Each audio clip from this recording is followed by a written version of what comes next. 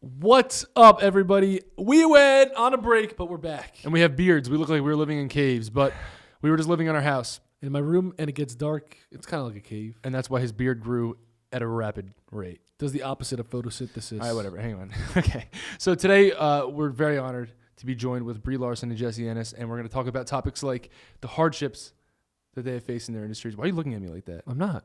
You're doing a very great job. I'm actually looking at you in awe. Oh, thank you. So we're going to be talking about some of the hardships that Brie and Jessie have faced in their industry. Such as rejection when it comes to the auditioning process, the come down after a huge role such as Captain Marvel, and then also fun things like hobbies that they've gotten into recently and childhood stories. So without further ado. Oh, yeah, we also have a new dog, and we will introduce you to her.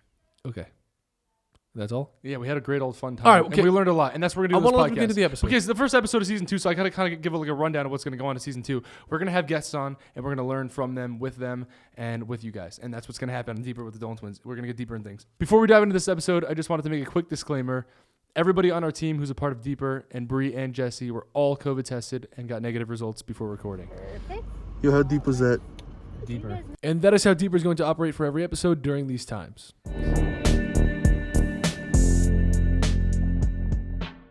Where's my brother? Where's the other host? No, let me go see. He's doing a face mask. He's late. Yeah, he's doing a face. Aww. I'm just like, aww. The world has never seen actually the world has seen Avalon, but they don't know her name or anything like that. I guess is this Her name's Avalon. Her government name is Avalon, but we call her Ava. Yes. Ava. We spell it with 2 V's. Oh, We try to that be sounds like a cool LA club that I would not go to. It's actually named after an Australian beach. She's named after. Avalon. Yeah. So Christina's from Australia. Oh, way to just dox us. Well, oh, okay. Should I say that or no? What'd you say? Okay, it's fine. We go there once a year. Okay, it's yeah, but there's this vacation spot in Australia that we like to go to. It's like. I'm not going to tell anyone, so you can. No, you're good. The cameras are on though, so. Gotcha. Is it a live stream? No. Oh, okay. No, we're not live. We're not live. Imagine when we're live. All right, well, welcome. I guess we'll start here. Welcome back to Deeper with the Dolan Twins. I'm one of your hosts, Grayson Dolan. I'm Ethan, and we are joined today with our first special guest of season 2.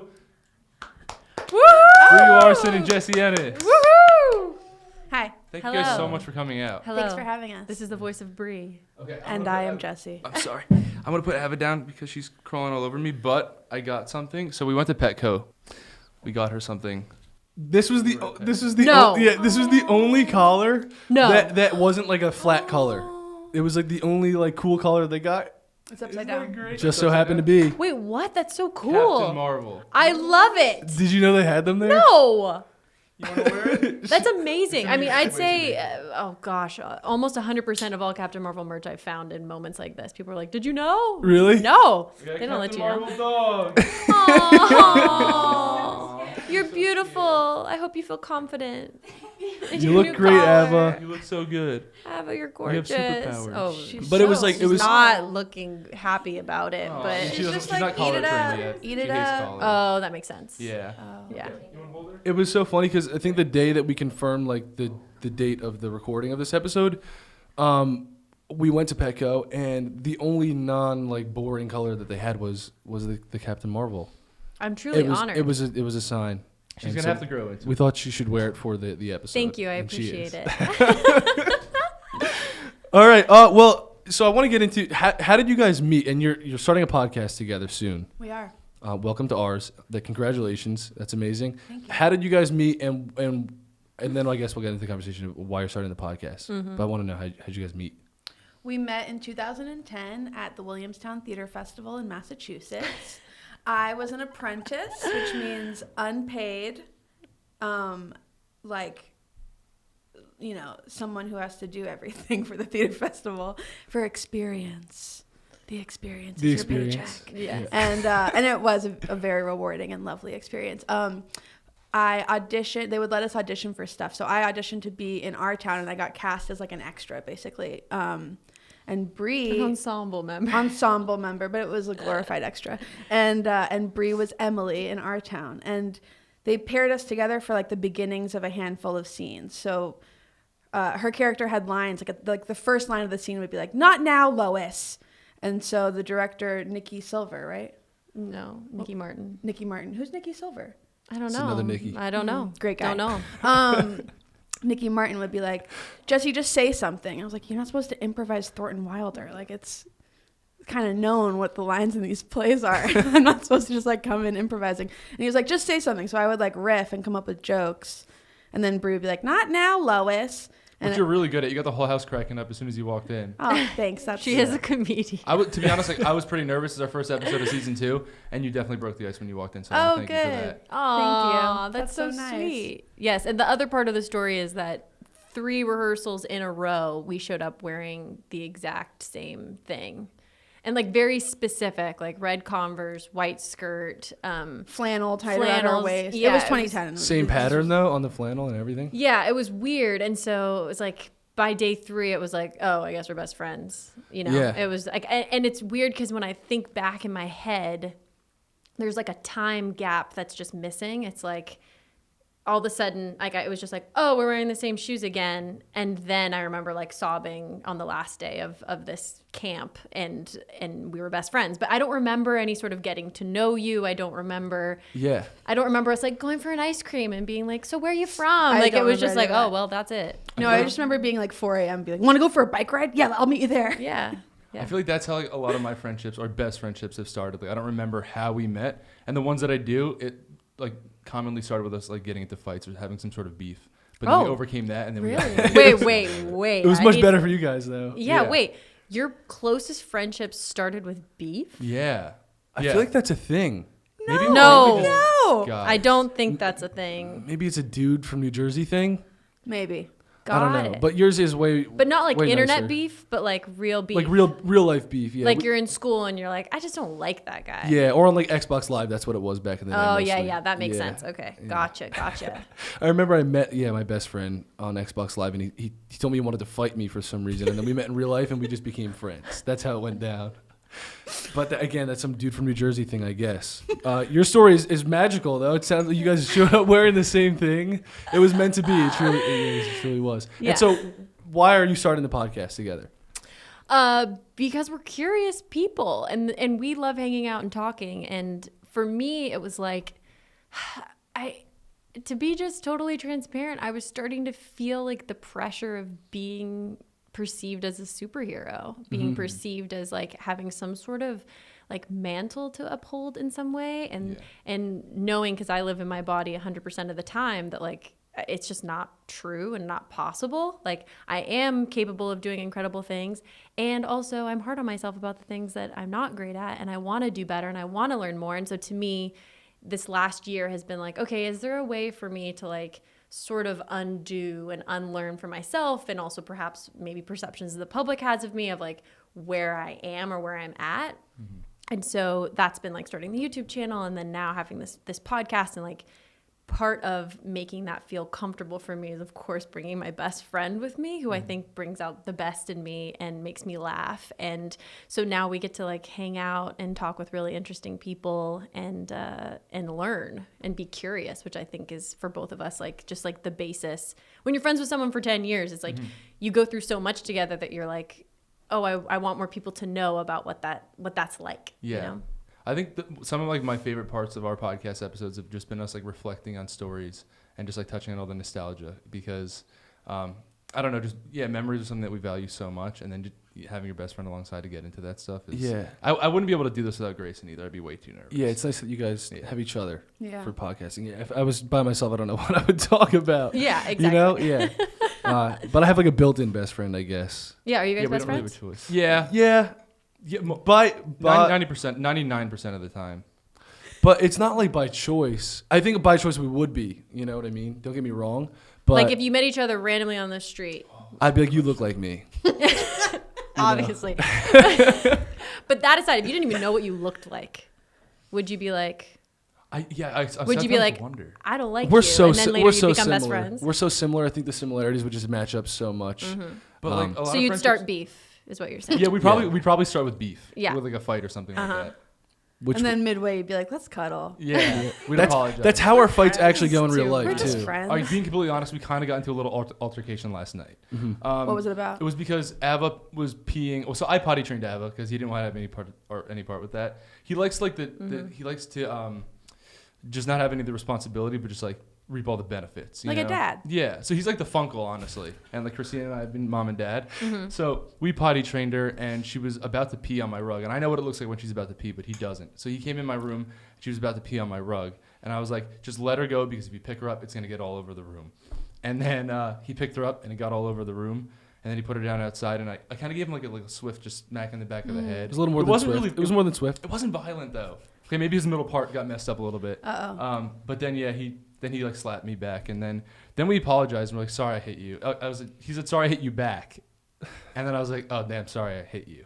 Wow. So, and Yeah. then we hugged it out. Yeah, it was like immediate though. Like we don't even really have to apologize to get over our arguments. But that's that. Yeah. So I think if we met each other on the street, we would fight and then become friends. I That's think cool. so. That answers your question. So you guys said you met during acting. Basically, that's what tied you We guys met up. during Yeah, acting. Yeah. Awesome. It's like a summer camp for grown-ups. Yeah. That's fun. It was so Very fun. fun. We have a lot of fun summer camp moments. We got kicked out of summer camp when we were little. Really? But yeah, enough about us. Sorry. But I also want to know. Yeah, okay. What kind of, was it just like a classic camp, or was it like I went to a Monopoly camp. What's that? What is that? I still don't know.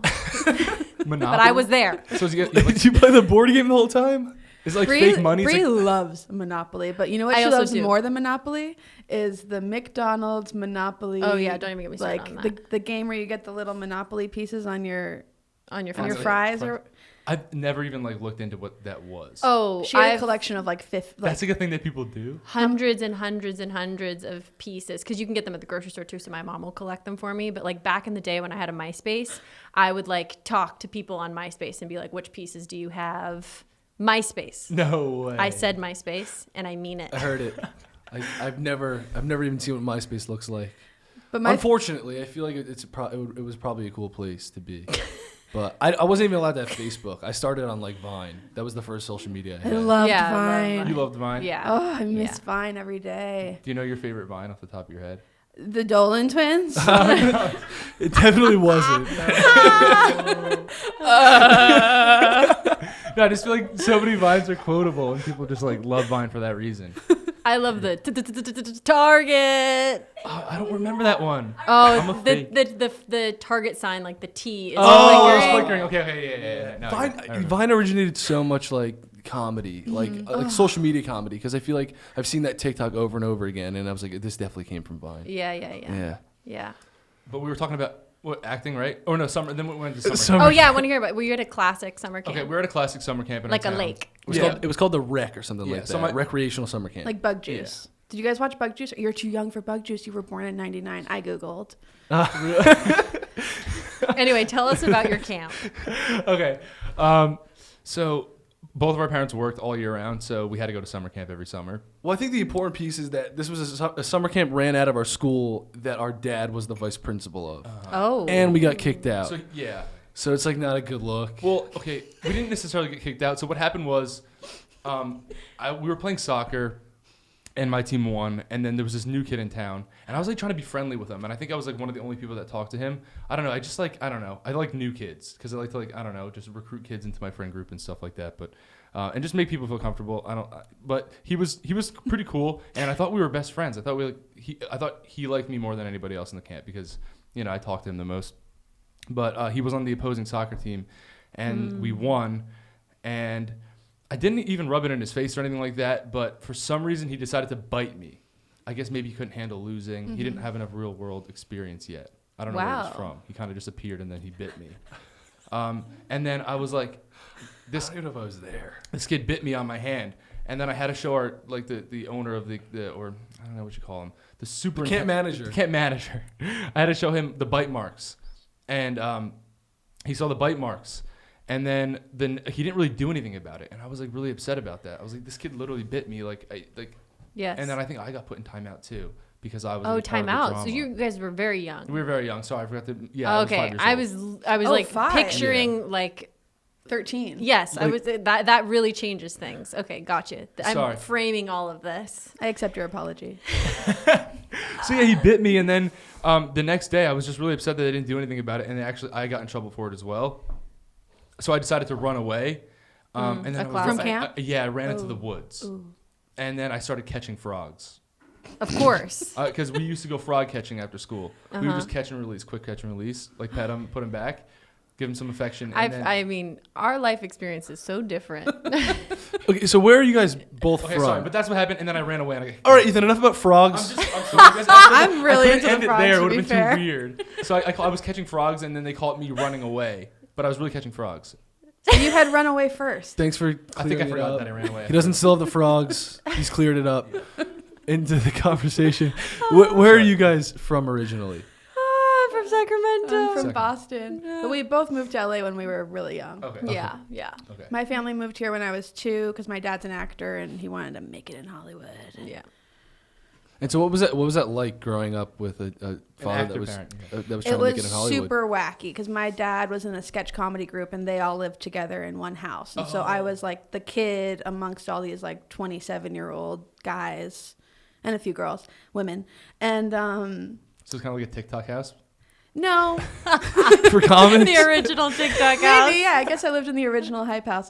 But it was really silly because it was like all these men who would wear wigs as a profession and like were constantly on. Like, you know, dinner was like a variety hour and it was really infectious. Like I remember being 4 and just thinking this is what I want to do forever and I just want to be on Mr. Show with these guys and it was so fun and they were all best friends. It just seemed like the most idyllic experience of having, and they got paid. Like I just thought that was incredible. Were they on camera in this house, or were they just acting and wearing wigs for like just for practice?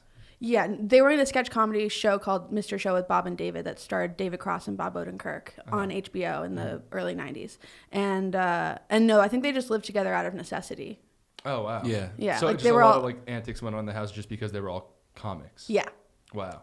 That's crazy. That's We wore wigs for a couple times for like, I guess as our profession in some videos and whatnot and vines, but I could relate on that. we live together by necessity. So, Yeah. and so what was so you moved here from Sacramento, which is Northern California. And I've driven through Sacramento and it's It's the capital of California, right? Great point. Yeah. It is, in fact. it's the capital, but I feel like there wasn't much to see when I drove through. It's kind of more flat land. Or maybe It's I just flat. okay. Well, yes, I moved from there when I was like 7 or 8. Okay. And it was really, like, my memories of it as a kid are just like, it's a lot of dirt and driving really far to go to school. Like, I don't remember there being, it's way more developed now than how it was when I was a child. Yeah.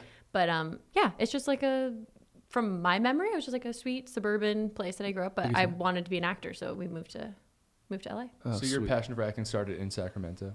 My passion for acting started in Sacramento. Yeah.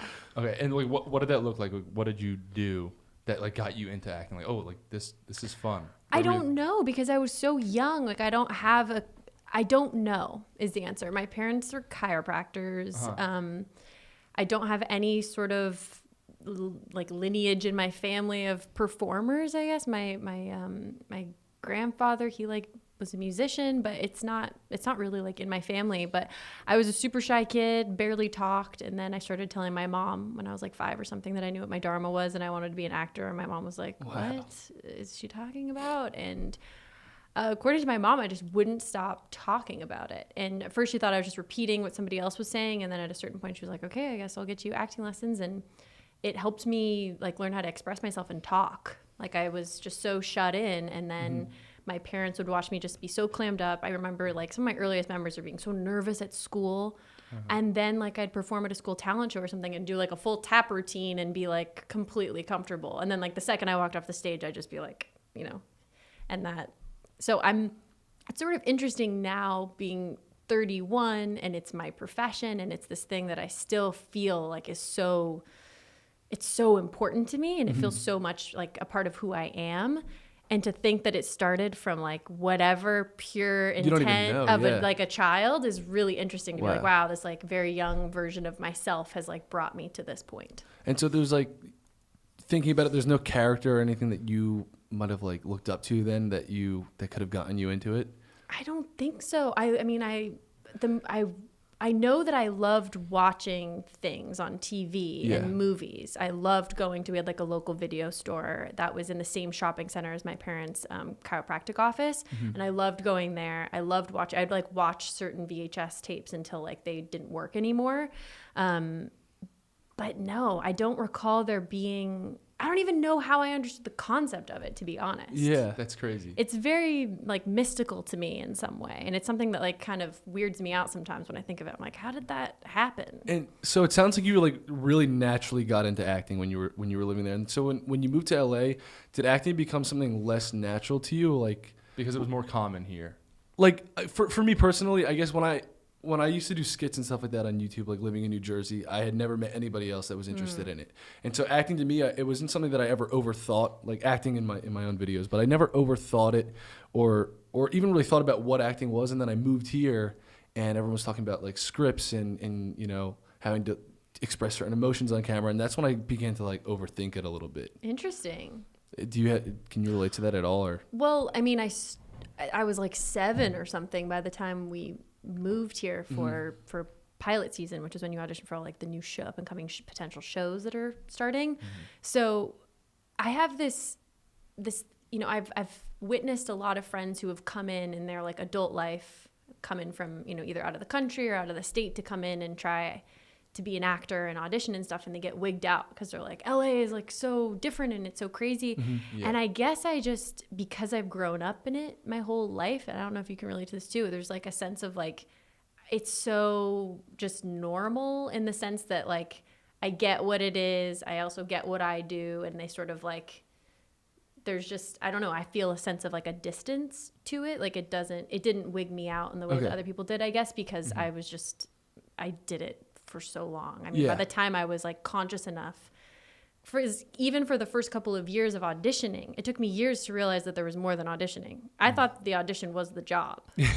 So imagine my disappointment at like 9 when I was like, wait, there's more? wait, I haven't been actually getting Wait, the so job. I've been failing this whole time? I thought I was doing really well. Yeah. Yeah. So when did you both get your first acting gig? Like what age? Do you remember?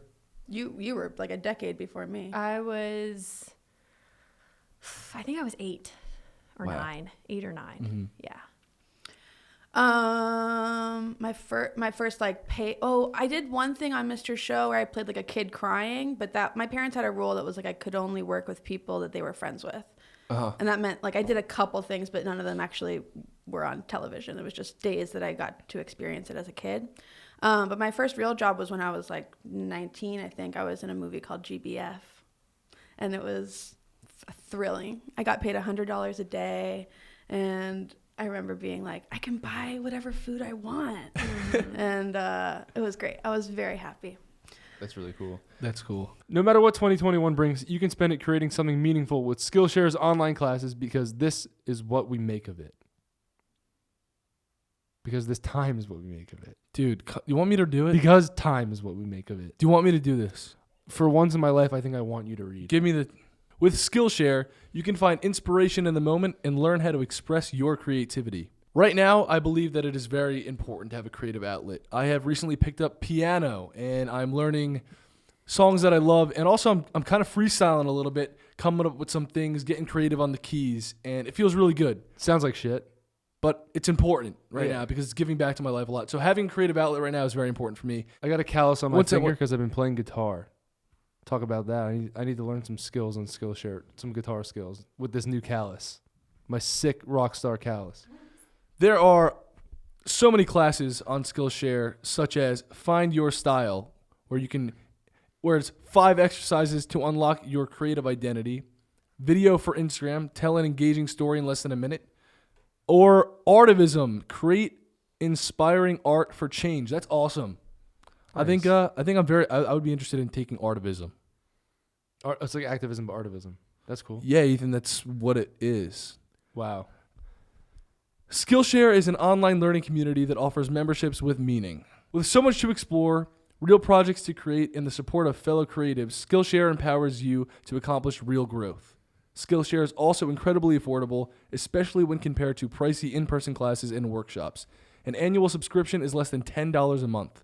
Explore your creativity at Skillshare.com/DolanTwins and get a free trial of premium membership. That's Skillshare.com/DolanTwins. The Cookie Dolan Twins Shake is now available at Monty's. So if you guys are from LA or you live in the area and you can get to LA, there are 3 Monty's locations in LA, and you guys can pick up a Cookie Dolan Twins Shake. It's on the secret menu for a limited time. We're very excited to tell you that a portion of the proceeds of this shake is going to our friend Earthling Ed's animal sanctuary in the UK called the Surge Sanctuary, where they rescue animals and give them a fully free life.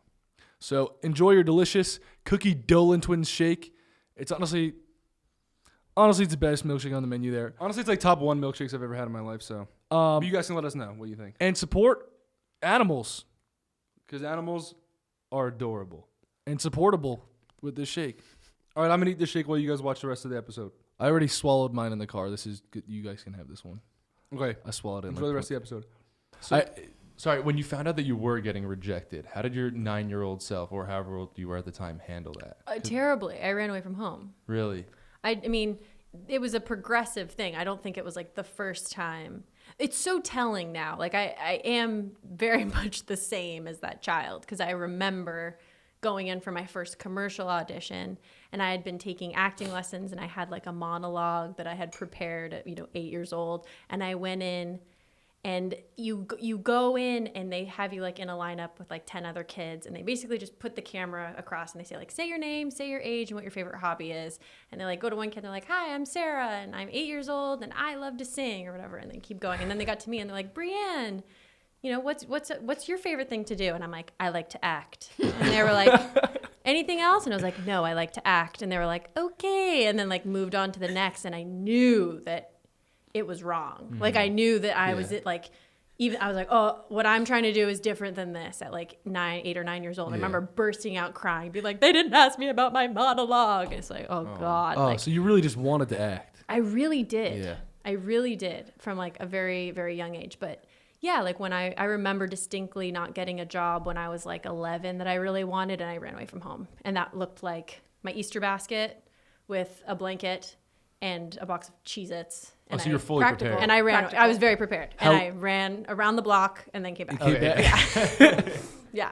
But it's like I've been in this for so long that like I've had so many phases of how you cope with the rejection. You see the difference between like when you're a kid versus and the stakes are different too. When you're a kid, it's like there's more flexibility, right? It's like you're still on track. It wasn't until I was 18 where I was like, okay, I'm still not working consistently. Like, is this becoming a problem? Is this something I should continue to pursue, or should I like legit start thinking about a backup plan? Yeah. And have you ever thought about a backup plan? Yes, I have so many times. Mm-hmm.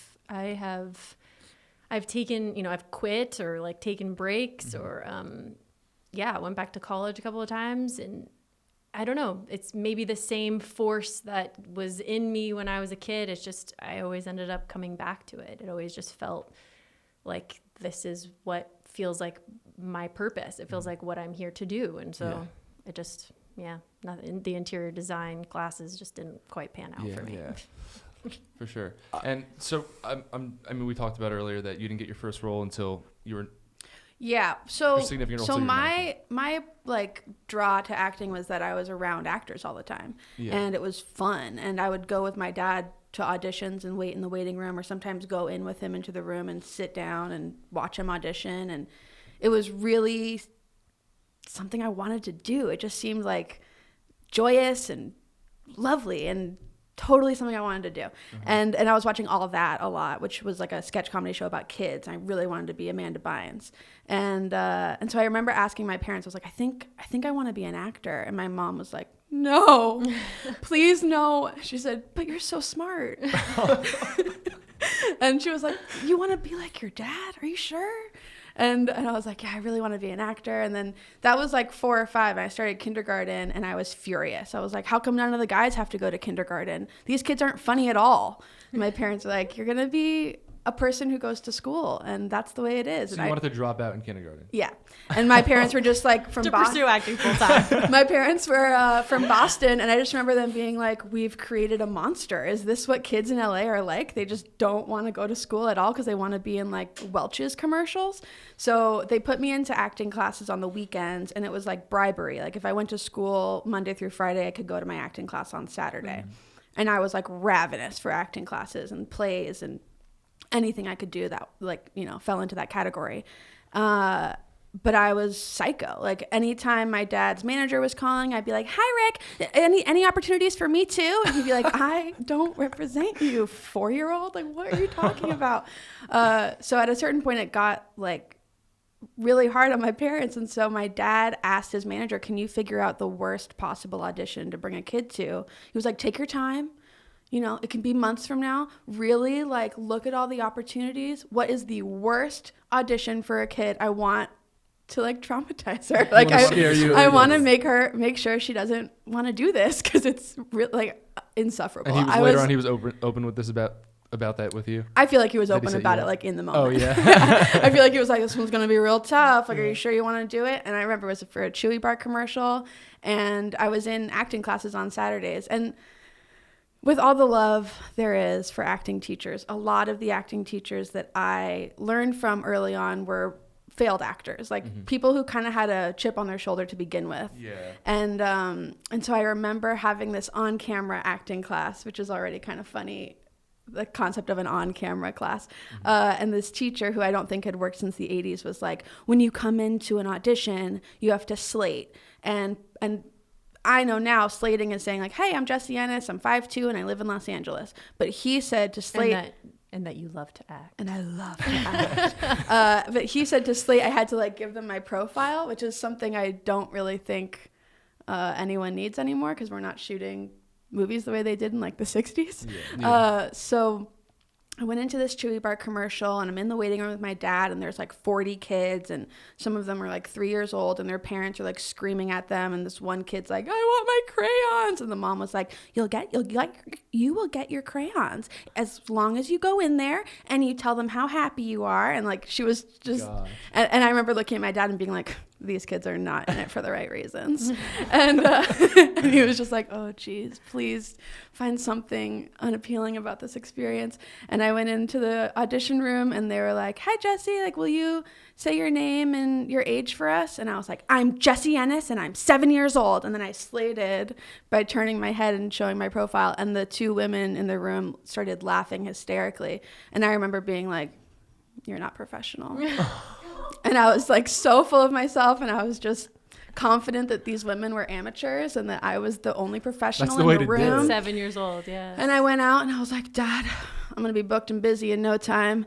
And then like the next day, I was like, "Did we get any response? Do we know? Is there gonna be a callback? What's the deal?" And my dad was like, "Yeah, you know, now we're in the waiting game process of this. You could wait for months and never hear." I was like, "All right, that's cool.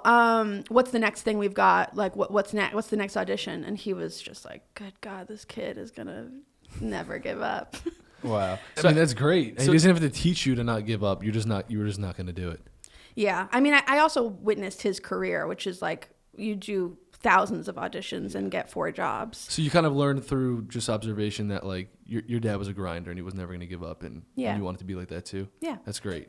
That's cool. So were your parents like fully supportive of the move from Sacramento to LA to pursue the acting? Yeah. Or was it some like convincing that you had to do there? No, I'm actually super lucky, and I don't fully understand why, but they were fully supportive. Which when I look back on it, it's like, it's such a crazy thing that my mom was like, "Yeah, we'll pack up our life and drive to Los Angeles and like try this out." And like this 7-year-old is gonna pursue her dream. I mean, that's a lot. I mean, I think that's a big risk. And she supported me for so long through so many no's. I mean, like Jessie's saying, it's mostly failure. I mean, even still today, it's mostly failure. I like to remind people that my job is like 98% failure. Wow. Because even when I'm on set, I'm doing, 10 takes and they're using one and maybe a part of one, so it's like, even on the day, like our batting average isn't great.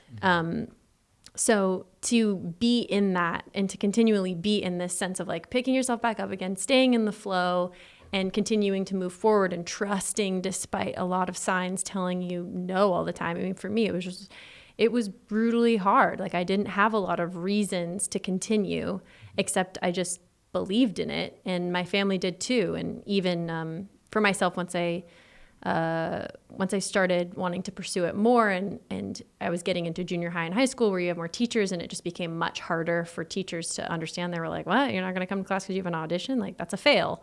It was like, oh, I guess I'm going to have to be homeschooled to pursue this even further, which felt like an even deeper, like, okay, we're going all into this. Yeah. And I don't recall any sort of stress from my parents. So I lucked out in that way because I really have a lot of respect for that, for the fact that they were like, allowed me to choose my path. That's great. Yeah, our dad was a superintendent of schools, so when we wanted to drop out of school freshman year, I say drop out, but we switched to online. But even just convincing him to do that, and my mom as well, was definitely difficult. But I'm blessed to have supportive parents as well. Yeah, I feel like we fall in the same bucket with just like I had the support that now reflecting back, I can't even understand. Yeah. Like I would not have said I yes don't to know. my son. Exactly. If the roles were reversed and your mom was your daughter and she was saying the same things, what do you think you would have like done? Like I can't even imagine. I don't know, because I know what it felt like for me at that age, and it was so clear and it was so true that it's hard for me to imagine as a parent denying that. When you see your child light up and work so hard at something, that's tough. That being said, like I'm sure it was really hard for so long for my mom to watch me have to pick myself back up again, and the amount of pep talks, and also I didn't have a driver's license for a lot of this either. So she's driving me to all of these places and like there for me, running lines with me, watching me go in, listening to me, cry when I come out, and they were dismissive or they weren't kind, or getting the phone call that like, no, you didn't do it like this, and wish you would have done it like that, or you don't have blue eyes, or like, it's maddening. The process is really, it's hard.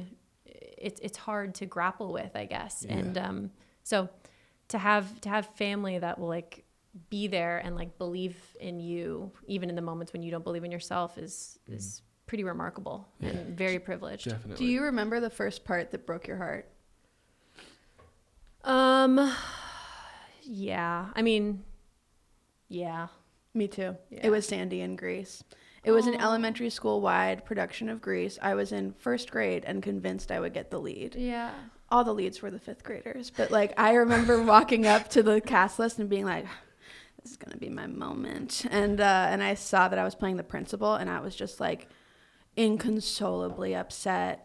I went home sobbing. I remember I was so small I could fit inside of my bookcase. I remember sitting on one of the shelves of my bookcase and playing the sad version of Sandra Dee and crying and being like, oh, God. look at me, I'm not Sandra Dee.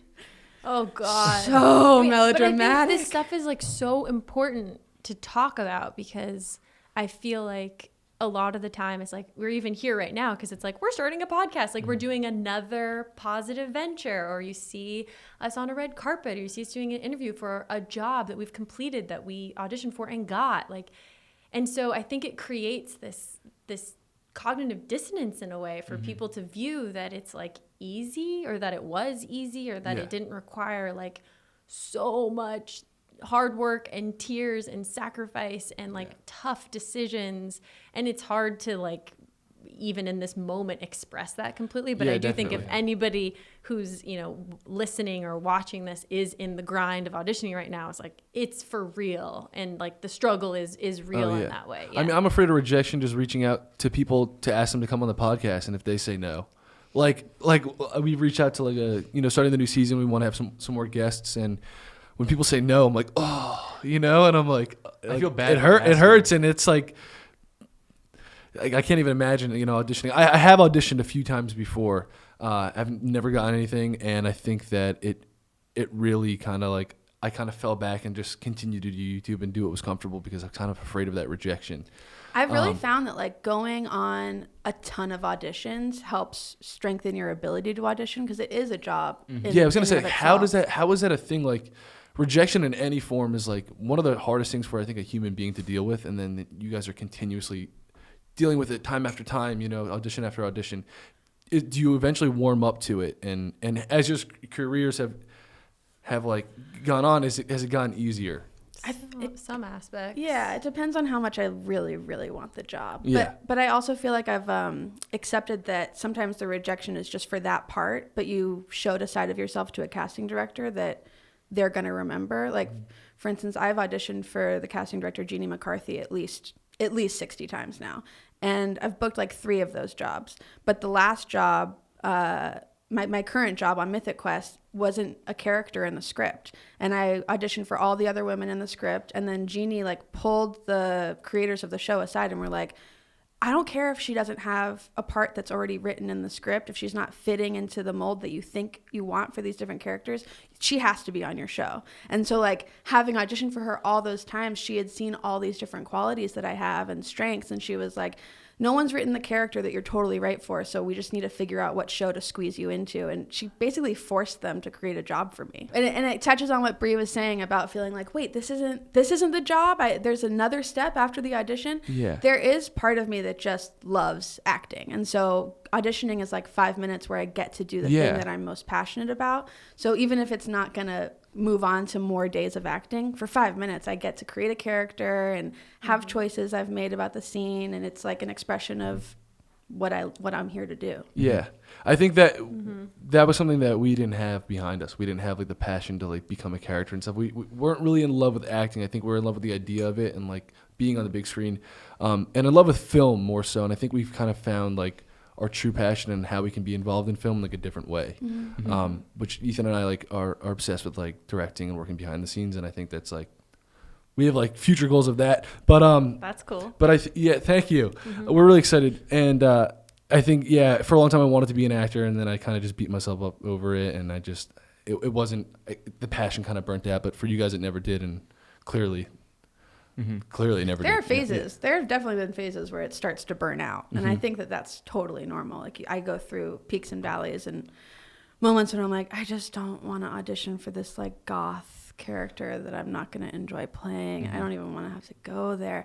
But then there are times where I'm like, I'll do anything anyone wants me to do. I'll do it joyfully and enjoy every minute of it. So something I'm curious about is when we get recognized and people like, will stop us for a photo or something like that, they're stopping us because they watch our YouTube channel, which is for the most part just us being us. Is it weird when someone stops you and they kind of treat you like the character that you've played? Like, what does that feel like, or does that happen? Yeah. I mean, that's kind of like, why I started the YouTube channel and all that was because I was starting to feel like, the thing I was most known for is playing Captain Marvel, and it was making me nervous to have, people go like, Captain Marvel, and I'd always have to be like, no, I'm Brie. Yeah.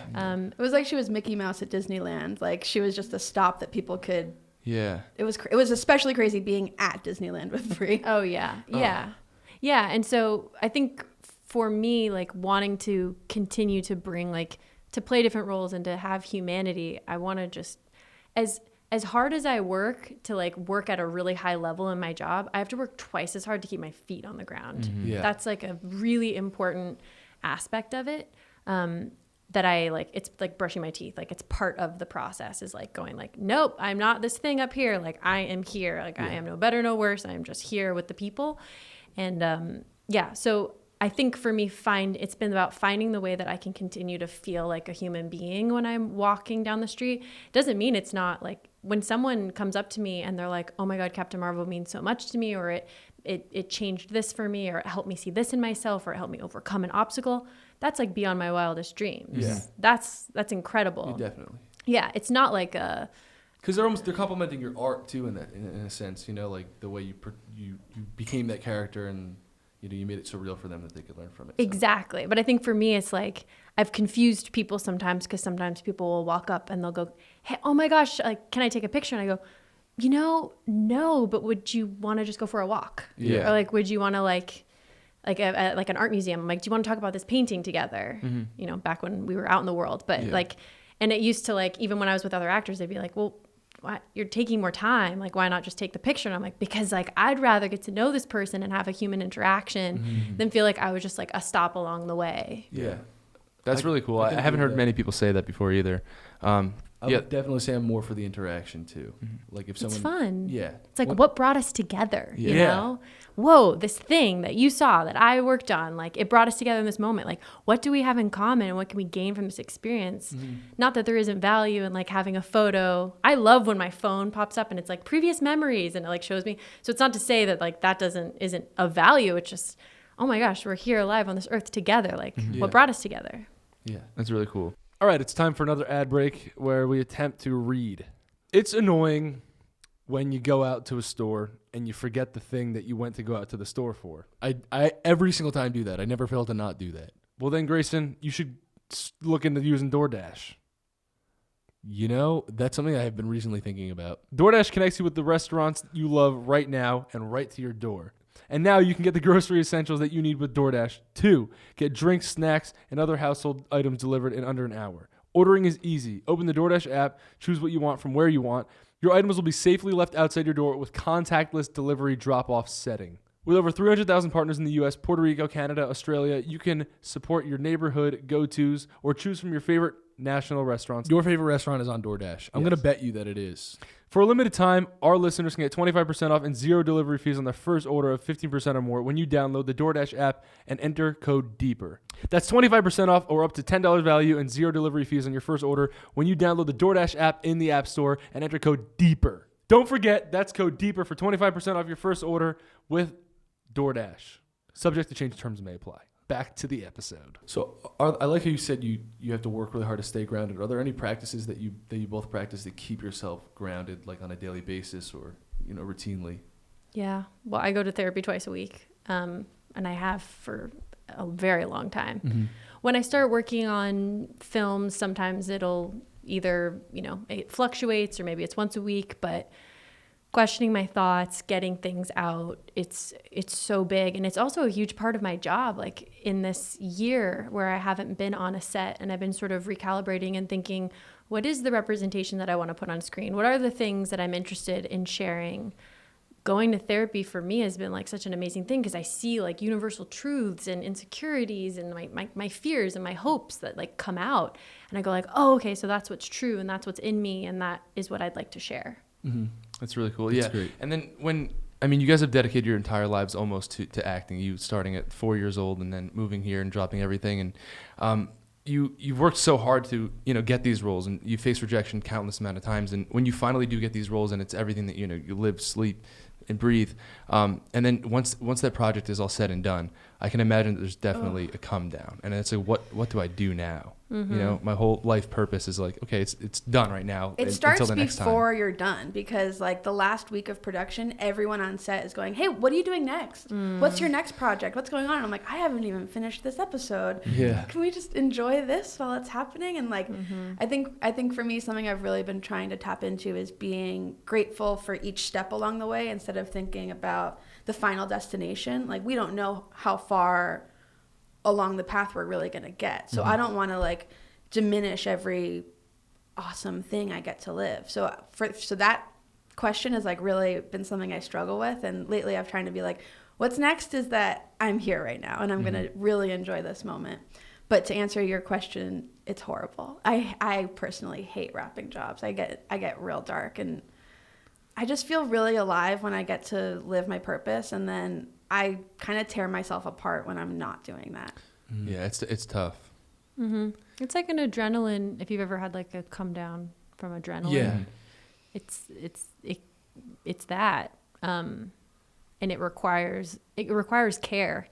And in the last couple of years, I've become friends with a lot of athletes, and one of my close friends is a big wave surfer, and it's been so interesting talking with athletes and people who do, incredible things like that because they experience the same exact thing. And so I've been noticing that there's these through lines of like learning how to care for yourself after, my version of surfing the big wave is really an important part of the process and worth acknowledging because it can be depressing. And it's one thing when it's just coming off of the adrenaline of like, there was so much in my head to think about, to remember. And then there's also like getting to live in the skin of another person that maybe you enjoyed. Like I really enjoyed embodying Carol and Captain Marvel. I liked feeling that power. And then you're like, oh, and now I'm just in my sweats on my couch again, you know, like I'm not out there like on spaceships, like saving the world hypothetically, like I'm just here. But then there's the other aspect of the job insecurity of like, okay, now I'm starting from scratch again. Now I'm going back out and I'm going back to these auditions and trying again. And when will it work again? And there's a lot of sense of like a lack of control in that, because it's like, okay, well, what are the projects that are coming through, and does that meet with me? Does that match me? And it's tough. But Jessie got me really into Last Chance U. Have you watched it? No. Oh, Is it so a good. show? I'm so excited for you. Yes. Oh, it's a so documentary good. series. Okay, that's good. I'm so bad at watching shows for some reason, and I have nothing against them. I just like prepping myself to sit down to like know that I'm about to watch like a full season is hard for me for You some just reason. go one episode at a time. You can watch one episode and decide you don't want to watch the rest. That's I think also my problem is that like I'll probably end up binging it, and then I'm like, there's 6 hours. It's definitely worth checking out. And I've just found it, like a lot of the stuff we're talking about, I feel so much more normal when I'm like, oh, it's happening in football, and it's happening in surfing, and it's happening in basketball. Like these things, whether it's like flow state or the come down off of these things, like it's part of like whatever's happening in our system. It's not just like an actor thing. Yeah. Okay, It's so comfortable not knowing you're alone. Yeah. I'll definitely have to It's check it out. awesome. Yeah, it helps a lot. And thank you guys for speaking about this on here. Like that's Yeah. it's just not spoken about enough. I feel like it could really, really help some people. It's helped me a lot hearing other people talk about it. Like you said, athletes and people in different industries. And I'm glad that it's now like a conversation that's coming up, because for a while it was just like, oh, you just, you see someone on a big screen and then they probably live an amazing life and they don't have like, and then, for us, I guess it was like, we could relate to that in a sense of like when a YouTube video did really well, it performed well. That's like, we worked really hard to get videos that would do well. And then when they did, we'd feel really good. But then there's next week we got to post, and it's kind of like we're laid off that day too. And so I guess I didn't realize that anybody else in other industries dealt with it. So thank you. Yeah. Oh yeah, for sure. Really appreciate it. Do you think that starting your YouTube channel kind of helped out with that time in between roles, where like you now have like an objective or something to work on weekly, right? You post? Yeah, I've been posting weekly. Well, I think I'm a better actor when I feel like I have something else that I'm controlling. You know, like for me, I like have the clear distinction of like, if you've ever been in a car, sometimes, and you have your driver's license, sometimes you want to be the passenger, sometimes you want to be the driver. Yeah. And it's totally cool to feel within yourself which one you want. And so for me with the YouTube channel, it's like, okay, I get to drive the car there, and that allows me to like let off and not feel like I have to like drive the car and be feeling like, oh, and what's happening here? It's like I actually enjoy acting and whatever's happening with that and how that's unfolding, in particular with like the unknown of the pandemic, because I'm doing something for myself that's nourishing myself, that's keeping me creative, and that's also like doing something that makes me uncomfortable. You know, I've hidden behind characters my entire career. Like all press interviews, everything was always like, I will talk about the movie and that's it. And this has been like, something was calling inside of me to say like, I think that I'm like hiding behind this and using this time to each week, like do something that makes me feel like, oh gosh, am I allowed? Is a really great thing, I think, to keep doing throughout your life. Yeah, that just reminded me, my first like fancy job where you like fly somewhere else to shoot on location, they put you up in a hotel. I remember thinking I was like on cloud 9, and I got to the hotel and they were like, we need to swipe your card for incidentals. And they swiped my card and they were like, you don't have $100 in your bank account, you can't sleep here. And I was like, but I have to sleep here. The company put me up in this hotel. Like I'm getting picked up in the morning to go shoot a show. I have to be here when I get picked. I was like, I don't know life skills enough to know what to do right now. And they were like, we'll just pull everything valuable out of the room. We'll empty the mini bar and you can sleep here. And I was like, okay, great. Thank you so much. I'll have a paycheck tomorrow. And then I can swipe my card for incidentals. But I remember like that process. I was still so happy, like so happy. And then going to set, like feeling like a working actor for the first time in my life, and going back to this hotel room where there wasn't like a kitchenette or anything, so I had to order food or go to a grocery store and kind of like stock up the room for myself. And I remember having this like meltdown on the phone with my mom, and I was like, I just want to make an egg. I just want control. I didn't have a car in Atlanta, so anytime I wanted to go somewhere, someone else had to drive me there. And I definitely remember feeling like I was kind of at the whim of the job, and I wanted to have more control over it. Mm-hmm. Yeah. Uh-huh. I like what you said about like being in control of something else that's like bringing you happiness. Like it's like I feel like that brings a lot of balance to your life. Like when I put all my eggs in one basket on like the YouTube channel, it kind of like it made me. I'm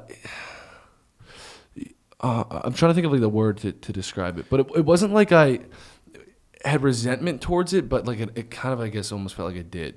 It can take the fun out of it. It did, right? yeah, and it was because I was it's relying not, on it. Exactly. And so I was like, it I takes kept the having play to feed out, it, and then, suddenly you forget why you're there and why you love it in the first place. And that was a tough reality check because it started as such a passion. Like when I first started, I wasn't even like making money like purposefully. I didn't set up my AdSense because I was like, screw it. We didn't make a dollar until we had like over 1 million subscribers, and then it was like I don't know. It was like I can say it was more fun back then, and. Yeah, that's that story. But okay, so are there any other things that you're doing for fun, like hobbies that like you don't get paid for, you're never gonna think about making money or a business out of, and you're doing it for fun? Like what brings you happiness? I do feel like the podcast is more for fun. Like I'm getting to really dive in, and I'm doing like legitimate research and reading full books just to interview someone, and it's really expanded my schedule. Like I'm really enjoying having all these extra things to do and getting to see my best friend frequently, you know, in a time where we haven't been able to see each other that much. It's awesome. It's been really fun. Hobbies. Oh, I mean, I'm a big fan of a hobby, like crafting. I play a lot of video games. That's Really? like, What games?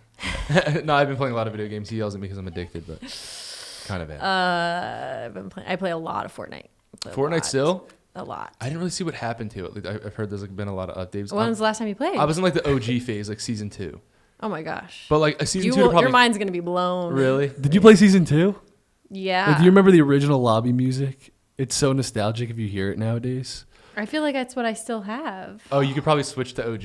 Yeah, I played probably season 2 to season 5. I don't know how to change things like that. But I mean, I play constantly, or I'll just do challenges and listen to podcasts. Like it's like a weird, video games have always been like a meditation for me. Like Same. If I'm on set and I'm doing a scene where I'm like, you know, needing to hold a certain emotional space, and then they have to like move the camera around or something, I'm there with like whatever handheld Nintendo device I have, and I'm playing like Mario Tennis or whatever it is, and it like keeps me in flow holding that space until I have to go back on camera again. And yeah, so I play a lot of video games. I always have a lot of people that are like, you're so busy, like how do you do so much? I'm like, I don't know, because somehow I still have time to play hours of video games. Yeah, you definitely need to escape. It makes you more productive. I don't know. I have the same amount of hours as everybody else, but it is a way that I decompress. Uh-huh. I mean, I exercise. There's like all kinds of things that I do like that, but like video games for me, it's like it hits a deep thing from since I was a kid, and it's like where I go, and it's a way with Fortnite, like and even Animal Crossing, like I've been able to like connect with friends and family through the game. Yeah. I made like all my friends through Xbox when I was growing up, like legitimately, because we had like 3 separate elementary schools and 1 middle school, and we were all in elementary school still. So I met kids from all the schools before we even got there. Oh, cool. And it was all on Xbox. So like I'll look at like Call of Duty Black Ops 1 and just like listen to like the lobby music, or like just look at some of the maps and like almost cry because it's so nostalgic. I like made so many friends doing that. But it's like that escape from reality for me, where like I kind of miss the real world when I come back into it. And I feel like it's so important because like I didn't like really appreciate my hometown until I moved to LA, and then every time I go back, I'm like, oh my god, it's so beautiful. How was I not seeing this? So I feel like video games are like that, and like just short term, like you escape and then you come back. But yeah, everyone always tells me that. I'm like, I gotta get off the video games because it's like a waste of time. But I like the analogy you made about being a driver versus a passenger, and I feel like video games is really the only realm in which you could be like fully the driver. You know what I mean? Yeah. Like in the real world, if I'm going to be honest, you're always the passenger because like anything could happen at any time. Wow, yes, that's very true. So I feel like that's yes, like anytime why we're the driver in life is just an illusion. yeah.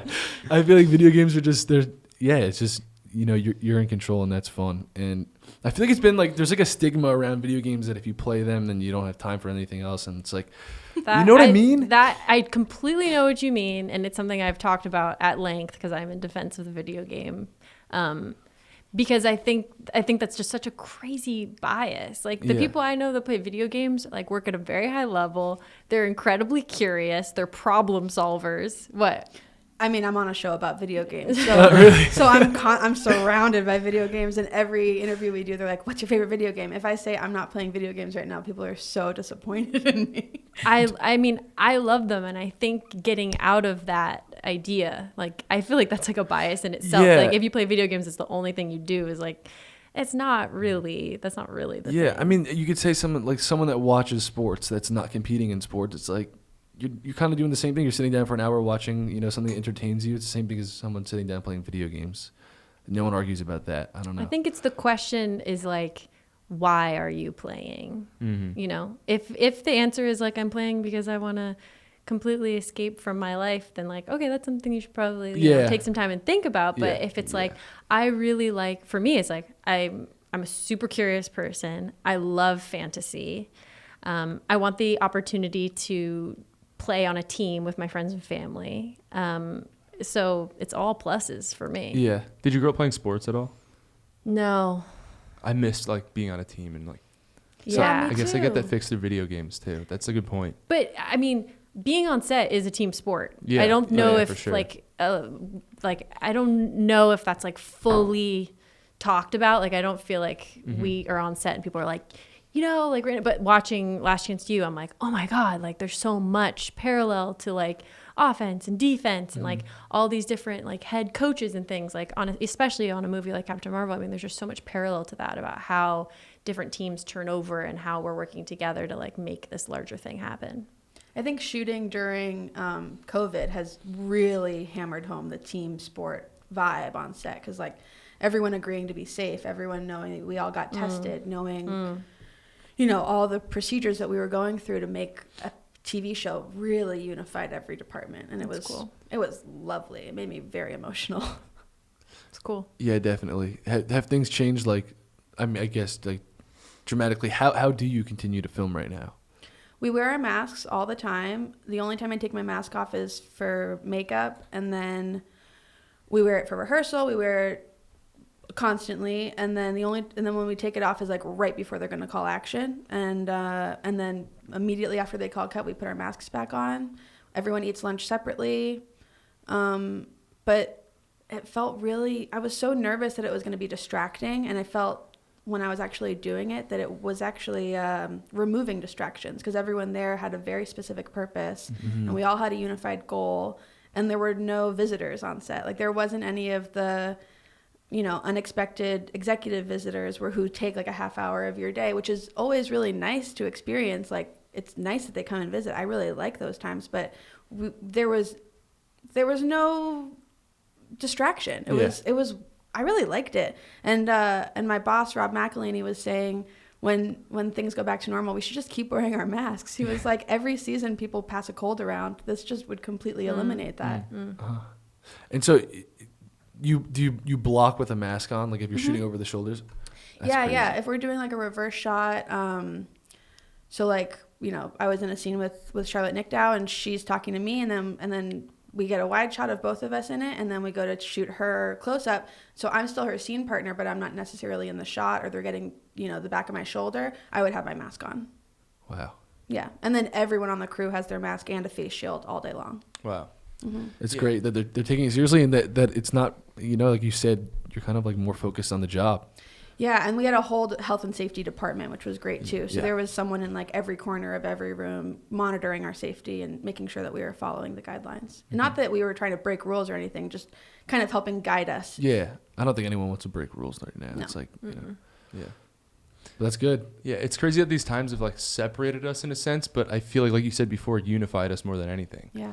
So I feel like when we come out of this all together, it's going to be like we have that appreciation for human interaction like more than we ever have. It was something that I overlooked my entire life until now. Kind of we talked about it with video games. You escape for a little bit, then you kind of miss real life But that's really cool to know that I don't know, things are still getting made and we're doing it the safe way. Brie, is everything like are you experiencing the same kind of thing? I've shot 2 commercials, so they were each like 1 day shoot, and I was like totally like isolated in a car. So Yeah. yes, everyone's masked, everyone's tested. And they're coming in through like speakers and stuff. Mm-hmm. But so you haven't shot But- anything major since. No, but I yeah. haven't done like what Jesse's done. So I haven't had, the full COVID. Yeah. Have you guys picked up any like new hobbies during these times? I That's feel like I asked that. no, like during these times specific. Oh, okay. Because I feel like I don't know, just like being limited. I really had a creative of like what I wanted to do to spend my how I wanted to spend my time, and then probably made like a decent amount of permanent decisions that maybe I only made because I'm out of my element. But yeah, I just wanted to like know about how it's affected you. It's kind of fun to know everybody else's stories. Yeah. There's been a couple of times that I've asked people, like, what have you learned during this time? And I've been surprised when people go, no, I don't think I learned anything. I'm like, how?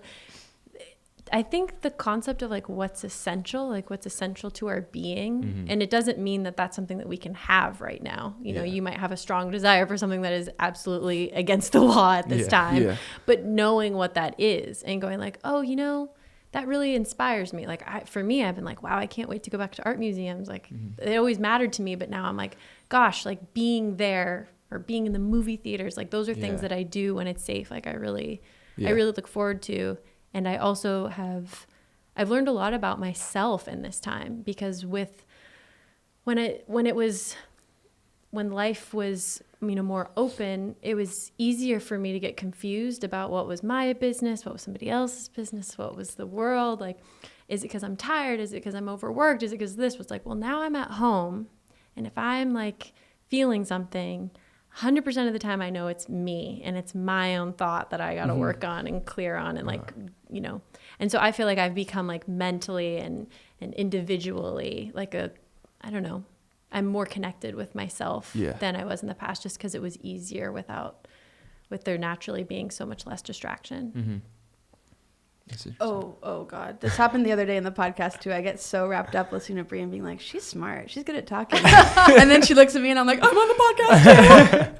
What was the question? No, it happens. hobbies. It's like weird, I guess. Or hobbies. Hobbies are like Cooking. I got, out of necessity. I was so scared at the beginning of this. So I just started cooking all my own meals, which I hadn't really done before. And I started following chefs on Instagram and obsessively watching videos on YouTube. And that was a real hobby that I feel like I started and was benefiting from because I was eating healthily. Molly Boz. I love you, Molly Boz. I love her. She's a chef. Welcome back to this ad read. ShipStation. Another word. It's ShipStation. ShipStation. It was the cool version. Even though ShipStation is already cool, and we'll tell you why. Because they sponsored this podcast. And also because if you sell stuff online, you're definitely in the right business. More people are shopping online than ever. That means a lot of orders are coming in, a lot of orders that you'll need to ship out fast. That's why online sellers need ShipStation. No matter how much you sell, ShipStation makes it super easy to manage and ship all your orders faster, cheaper, and more efficiently. No matter where you're selling, Etsy, Amazon, or your own website, ShipStation funnels all of your orders into one simple interface that you can manage from anywhere, even your cell phone. You'll even get access to amazing discounts with major carriers, including UPS, FedEx, and USPS. Easily compare carriers and choose the best solution every time. It's no wonder ShipStation has more 5-star reviews than any other shipping software. If you are an entrepreneur or getting into entrepreneurship or an entrepreneurial person, and you're deciding on whether or not you want to Entrepreneur, yeah, and you want to sell things, out of your garage at home. Now, I'm going to tell you why that probably isn't the best decision. Don't like preneur things out of the entrance of your home. Yes. If you're trying to package up a bunch of stuff in your garage, it's taking away from the time that you could spend on making your company and building out its foundation. ShipStation could be a huge help in your business because they will take all of that tedious work off of your hands. You will then be able to put more of your heart, soul, and efforts into the foundation of building your business and becoming a successful entrepreneur turned billionaire. So use ShipStation to have a successful online business. It's definitely a big help, and I would recommend. Ship more in less time. Just use our offer code DOLANTWINS to get a 60 free day trial. That's 2 months free of no hassle, stress-free shipping. Just go to ShipStation.com, click on the microphone at the top of the page, and type in DOLANTWINS. That's ShipStation.com. Enter offer code DOLANTWINS. Make ship happen. And good luck with your online business. I foresee billions in your future. Back to the episode. So when I asked you about backup plans before, you were talking about interior design very briefly. Is that something you're still interested in? No, I'm terrible at it. Really? It wouldn't have worked out. I've seen your YouTube videos, and I feel like the bad at it. interior of where you're filming, that's your house, looks very nice. Like, Of my home? yeah. Like, Yes. Well, that took a long time, and it was very stressful, and I had help. You just and didn't like it? No, I'm just gonna throw this out there, and like whatever the internet can run with it. Like space and time are not my thing. Yeah. I am not good with spatialization, and I am not good at keeping track of time. I have to use a GPS to get anywhere. So with that said, it's like the idea of trying to like figure out how a couch fits into a space is just like, oh my gosh, I'm a very creative person. That is like it's not my strong suit. Yeah. Yeah. I mean, even now, like thinking of backup plans, it's kind of hard to imagine just because I feel I'm so deep in the craft that I'm in, and I just want to keep refining it and keep getting better and better, that it's hard to imagine something outside of that. Uh-huh. Yeah, that's I was talking more about just like, do you have like a side passion for anything else, I guess? Video games. I mean, you're doing the podcast and YouTube channel as well. I mean, those aren't backup plans, but they're other plans in addition to what you're doing and working on. I think the backup plan is probably just other jobs within the same industry, producing, directing, world cool. domination, that kind of stuff. I actually don't want world domination. Speak for yourself. You can have that. I really actually don't want that. I've thought about it. I don't want it. Are you both interested in the other fields in the industry, like directing, producing? Yeah. Yeah. Writing. I'm a writer too. Oh, Awesome. Nice. Yeah. So what do you mostly write? Like comedy based stuff?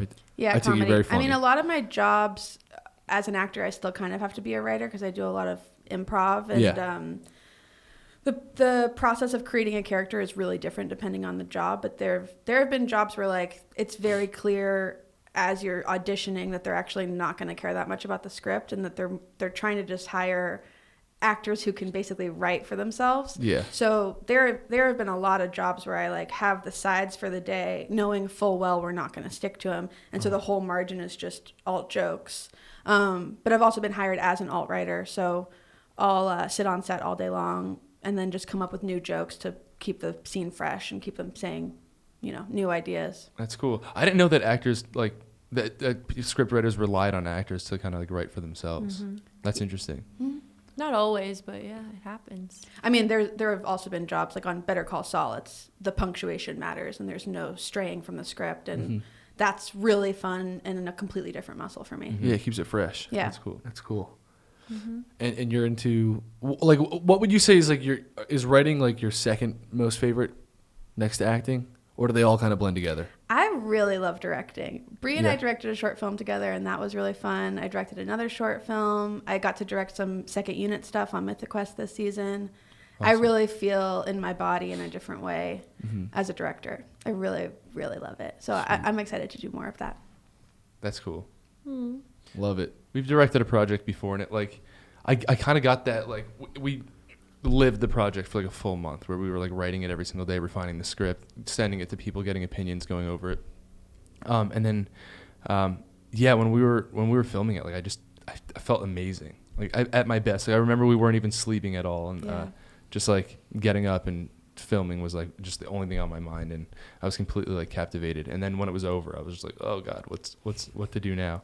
But yeah, directing is definitely a really fun thing that I always thought, like when I would watch movies, I was like, gosh, the director must have been like, how did he keep up with what was going on here? How did she keep up with what was going on here? Because some movies are just so complex, but then you start to like really break it down on paper, and it's just like, it's really interesting what goes into it.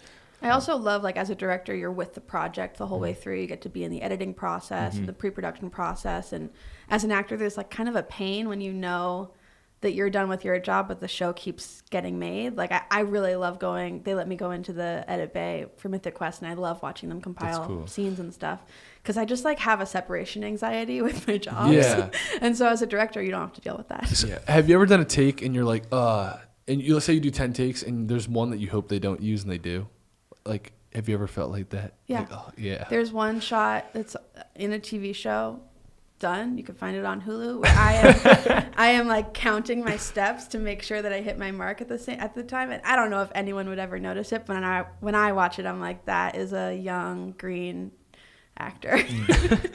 It was like one of my first jobs ever, and there's just like I walk so awkwardly because I'm like, I know my mark is 4 steps away, so I was like, right, left, right, you must be on the mark, and then I look at my feet and I'm like, I am on the mark. And it's just so unnatural. Is it challenging watching yourself like in like the completed project of what you're watching, like you're It's not my directing it? preference. Yeah. I can't watch my videos in front of anybody. Like ever. Yeah, Like it's anything not that my I've ever preference. made of myself, I cannot watch in front of someone. I feel like I approach it kind of like an athlete does, not to sound pretentious, but like I really like watching dailies. I feel like I've learned a lot from watching myself. Uh-huh. I've learned, you know, things that work or things that I thought I was doing that I didn't really do enough of, or things I'm doing too much of. It's kind of like watching tape, you know, Yeah. like on Last Chance U, the Of course, football gotta players watch have tape. to watch tape. You got to Yeah. watch your previous games. And so I really enjoyed watching dailies. I get very self-conscious, so I don't. Unless there's something really technical that I'm not understanding, or it's like a really complex. Like I remember there's like one scene in Room where I'm lying to my child, and I watched the playback a lot because I was like, how do I make it clear that the audience knows that I'm lying, but he doesn't know that I'm lying? Like, how do I thread the needle there? And so that was something that I felt like I had a very clear purpose. Like, I'm watching to make sure that I'm writing this line, and that's that. But I clam up. Like, if I get too close to what it is that I'm doing, if I become too aware, then it spirals out for me. I'm like, what? Why is my face here? Like, what's happening? Yeah. It's like, oh God. It's like, have you ever looked in the mirror for too long? Yeah. Like, and you're just Yeah. like, what happened? Like, I thought I knew and now I don't. Like, that's what it's like for me. Even just like And me then s- like, sorry. hello, like IMAX, like, no, it's just horrible. That stuff is so intense. So it's like, I've with time, I've had more distance, and the way that I can separate it is I'm like, it's not for me. You know, I don't make the movie to then sit there in the theater and be like, I love when I did that. You know, it's like, it's not why I did it. I did it because I like being on set doing the thing. So like, why don't I enjoy doing the thing? And then I can let everybody else handle the other part. But I do love, like, when a movie comes out, you end up seeing the movie like 4 times maybe, and then you sit in the bar, or like, you know, you find something else to do at other screenings after like the 4th watch. So you're not in there watching with the crowd.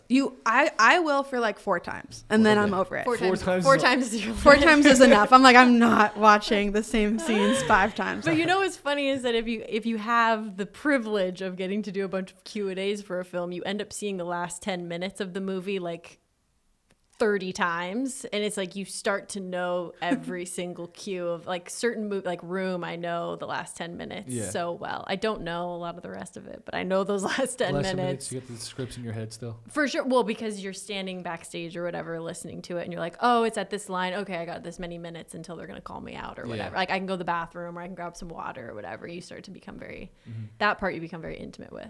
But as someone who like came up in theater, so much of my training as a kid was about like holding for a laugh and like feeling the back and forth energy between the stage and the audience. And I really miss that sometimes working on sets. Like I really turn to the camera department and like, I'm like, talk to me, like, tell me if things were funny. You can laugh. Like I want this like communication that I kind of was trained on. And so I like, my favorite thing when I'm shooting is like seeing someone trying to like hold the boom, but they're like shaking because they're trying not to laugh out loud, and like, or like this thing from the grips. I just love it. That's so and I just see it out of the corner of my eye, and I'm like, it's working. It's totally working. Like push harder. But I miss that like audience reaction. So I really love when the movie comes out, getting to sit in a couple screenings and actually hearing the laughs. It makes me feel good. Has a laugh ever ruined a shot? Like No. behind the scenes, like someone laughing from like No. Like ruined a take or like something. ruin a take. No, I love it. And usually the mic can't pick Yeah, up it can't pick it Video up. Village. So it's like, my favorite is when you can audibly hear the producer laughing at Video Village, and you just stay in the scene knowing that they're really working. liking it. Yeah. Yeah. Yeah. That's nice. I like when Mondo laughs. He's pretty easy to get to laugh. Like, his laugh makes me laugh. It's good vibes. Very sweet laugh. Every time I look at Mondo, I start laughing.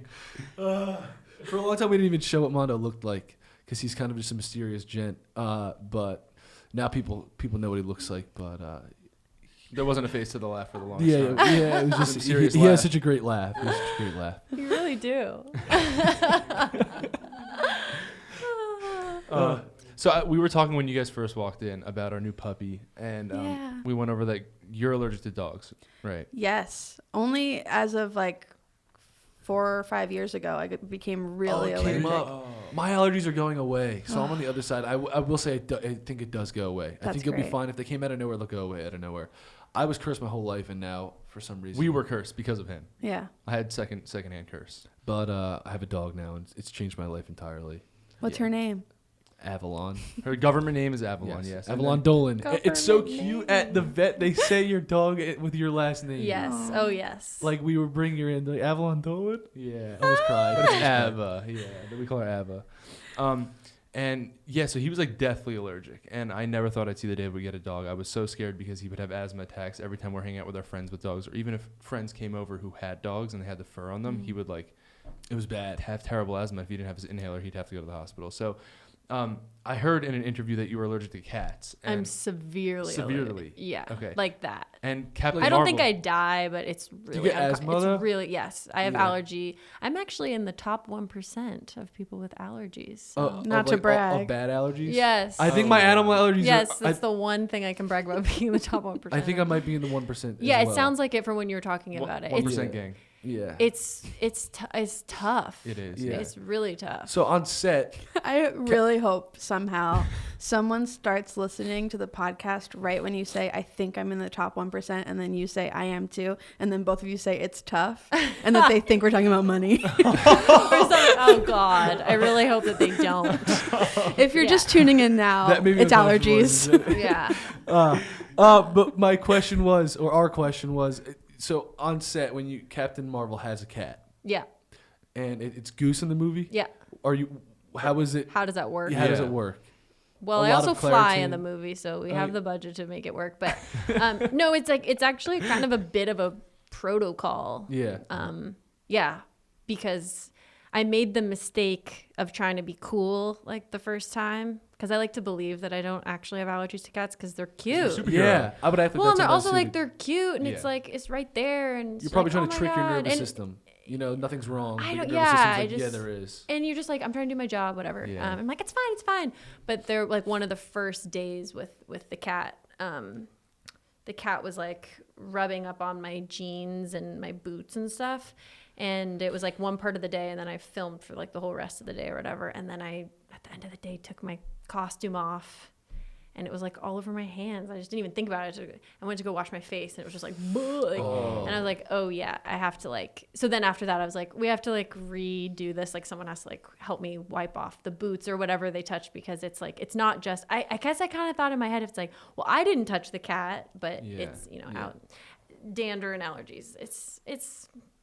It's tough. It stinks because like I would want nothing more than to have a cat. You know, I know. a kitty friend forever. It's weird. It's really weird because I also have like allergies to the trees and grass or whatever, and it's weird because Me like too. I Right now, I'm going love. crazy with the wind. Yes, I'm like I love Earth. Why am I allergic? Those are like the Why? the But top also- things that I love. I'm allergic to. Is Why like would that happen? Nature and animals. Why We're would that also happen? on Earth, so why would any of us be allergic? Like, I don't get that. Do you know what That allergies is?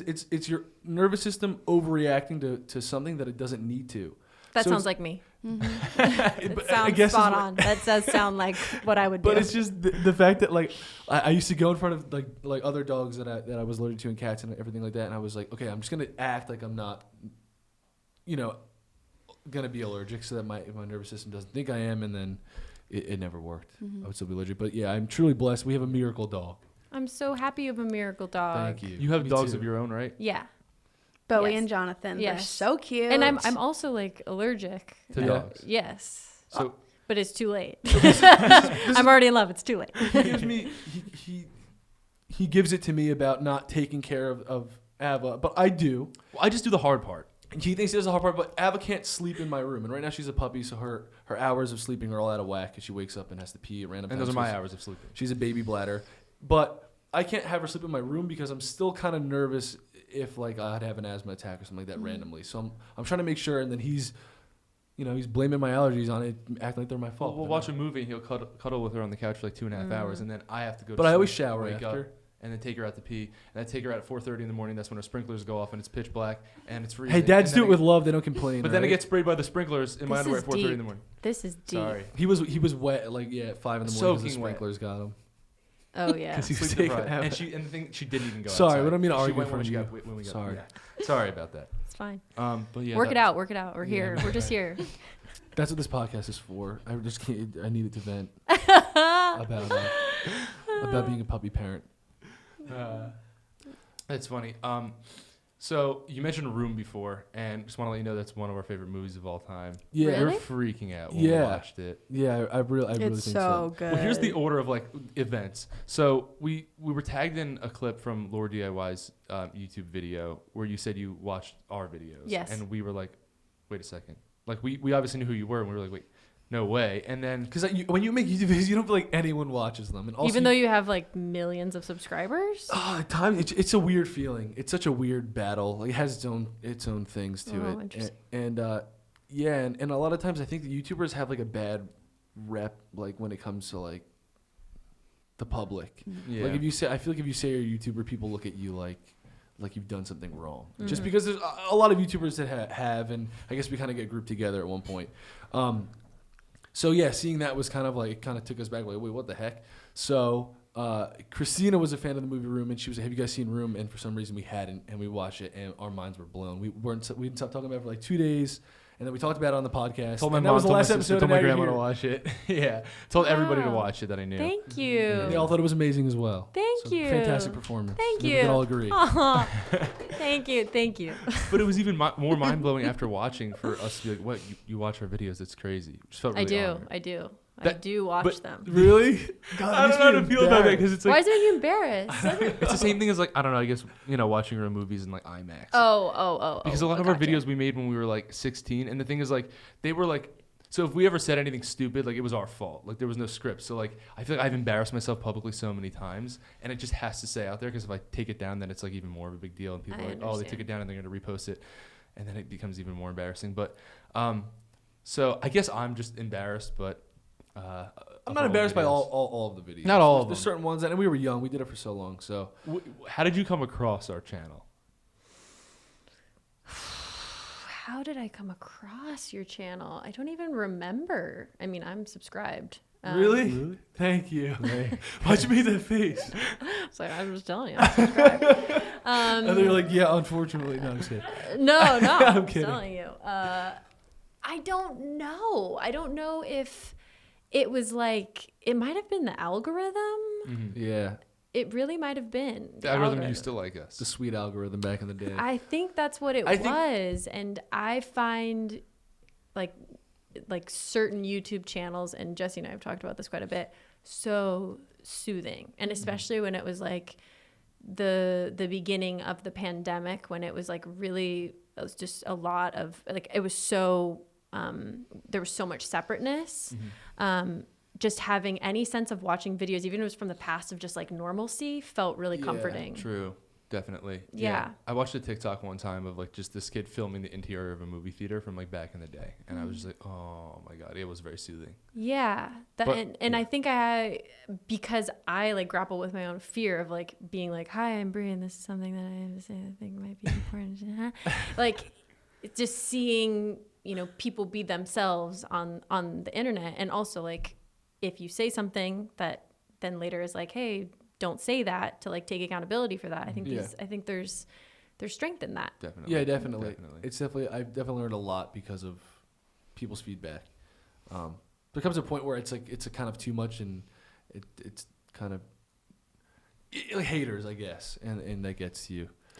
Hater's gonna hate, Yeah. Yeah. and the baker's gonna bake. Yeah. But so unfortunately, you're subscribed, and like we. Unfortunately, I'm No. subscribed. I have unfortunate No, news. I guess unfortunate for- an unfortunate for news for a you, subscriber, and it's not unfortunate for you. I don't want to sound like I have a big head, but like we're kind of like not making YouTube videos, and I feel I like, watched that video where you said that. Really? Jeez. I told you that I'm It's really- subscribed. What do you want me to Thank like? you. What are you talking about? Thank you.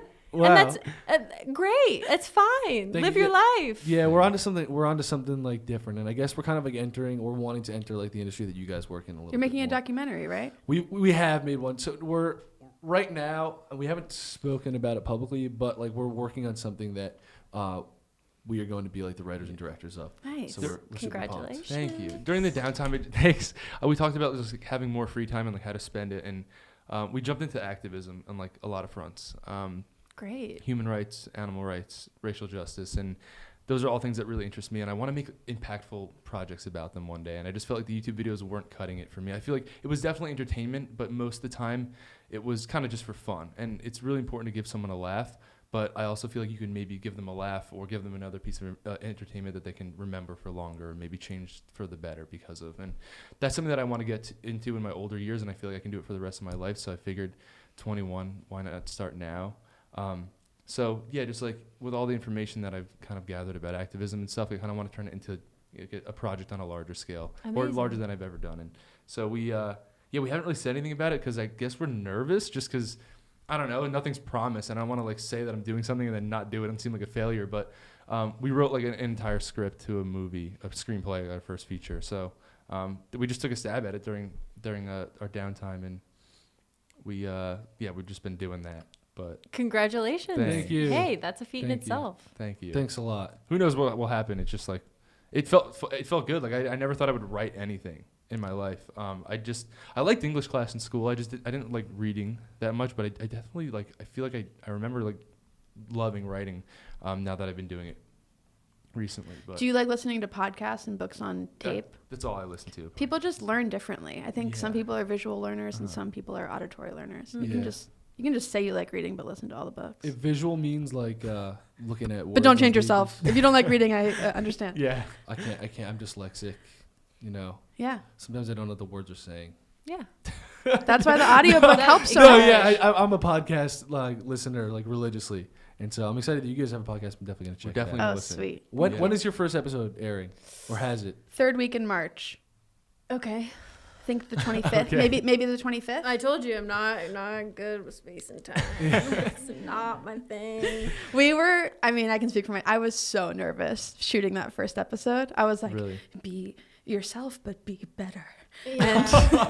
I think people will. I mean, I don't know if people are gonna tell that we're nervous, but like when we watched it back, we were like, "Gosh, we're so serious." And I was like, watched serious. your podcast back? well, we got like our first cut of it back, or I of would the never first watch of my the first- podcast back. But I was like, "Wow!" We both thought, like I were was- laughing about it. I was like, "Why did I talk so calmly the whole time? Like, I will be non-intrusive on my own podcast." It was like, "Oh gosh." But you're gonna judge yourself for things that other people aren't even gonna like pick up. So that's why. Of course, I would but s- it's more of just like, okay, here's the thing.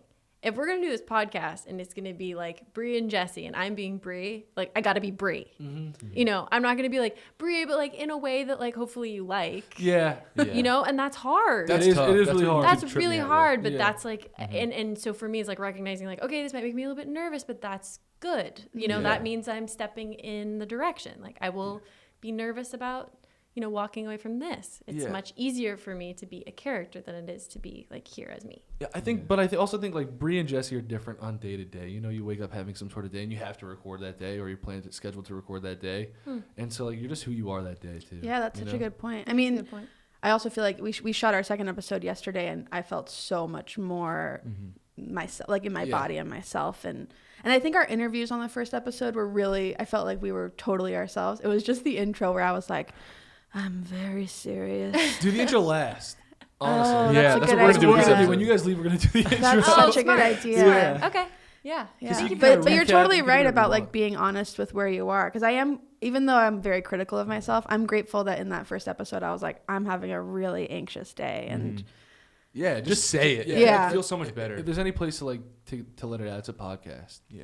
That's literally the main reason we created this. Is like I want to be able to talk about what's actually on my mind with the people that watch our stuff. that's so cool. Yeah, and that's great that you guys have that outlet now too. It's called the Learning Lot podcast. Learning lots. Learning Lots podcast.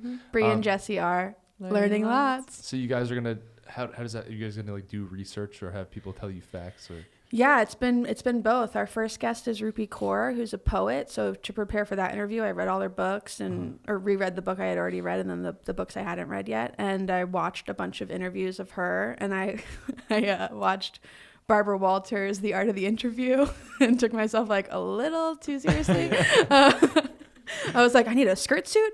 And then our second guest was Jimmy Chin, who's a adventure documentarian, career rock climber, and incredible. And I mean, they both were incredible guests. And our first topic was comfort. So we talked about both of them. But we talked to both of them about their understanding of comfort and what makes them comfortable and really uncomfortable. That's great. Cool. Yeah. So like our plan is that we'll have fan submissions, so fans can submit different topics, and then we'll randomly select topics, and Yeah. Oh, that's fun. that'll push us outside of our comfort zone to not just choose topics that we're interested in, but then at times, dive into topics that maybe we're like, I don't know if I connect with that, or Yeah. I don't know if I. It's kind of it's brave to like learn on the fly publicly. Like you might learn something new literally on your podcast, or that seems like that's what the goal is. Yeah. And so that's brave.